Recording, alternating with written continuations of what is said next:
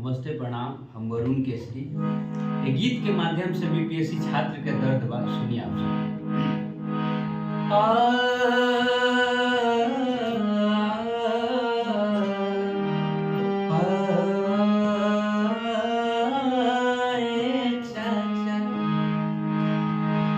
Vote खातिर करेला तू गोहारे चाचा, झूठे कहला कि देहब रोजगारी चाचा।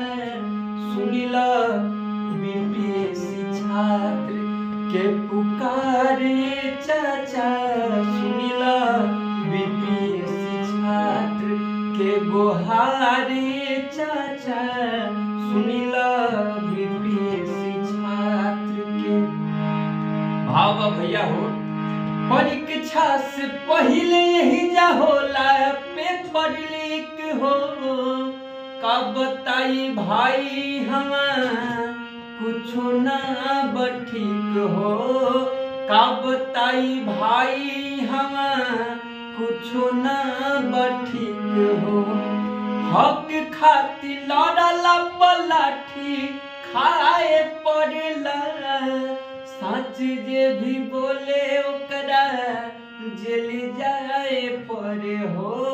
सच जे भी बोले ओकरा जेल जाए पड़े। बेरोजगारी से जूझता बिहारी चाचा, बेरोजगारी से जूझता बिहारी चाचा।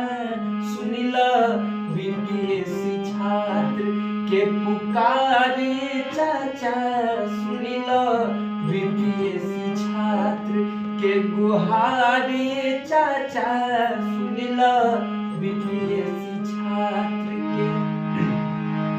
इरोगरे की हम नारा बाए चाचा, बेटी पढ़ाओ ओकर कुछ लाइन बा। कहला बेटी पढ़ावा अपना बेटी के बढ़ावा, बीपीएससी आयोग से अपना बेटी के पिटवावा हो। बीपीएससी आयोग से अपना बेटी के पिटवावा। हक खातिर छात्र छात्रा अपना लड़े, जिनका बाटे पैसा नौकरी पहुँचे उनका घरे हो। जिनका बाटे पैसा नौकरी पहुँचे उनका घरे। बेकारे तू घूमे बिहारी चाचा, बेकारे तू घूमे बिहारी चाचा। सुनिलो बीपीएससी छात्र के पुकारे चाचा, सुनिलो बीपीएससी छात्र के गुहारी चाचा, सुनिला बीपीएससी छात्र के। एगो गरीब बाप के विडम्बना बा, दर्द बा, सुनिए आप सब।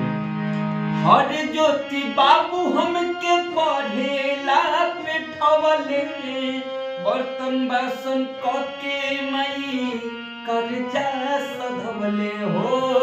बर्तन बासन कके मई कर्जा सधवले।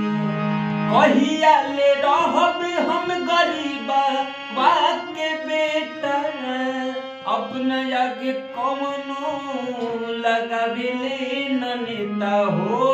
अपना आगे कौनो लगावेले न नेता। हमके हंसता गौआ जवारी चाचा, हमके हंसता गौआ जवारी चाचा। सुनिला बीपीएससी छात्र के पुकारे चाचा, सुनिला बीपीएससी छात्र के गुहारे चाचा, सुनिला बीपीएससी छात्र के।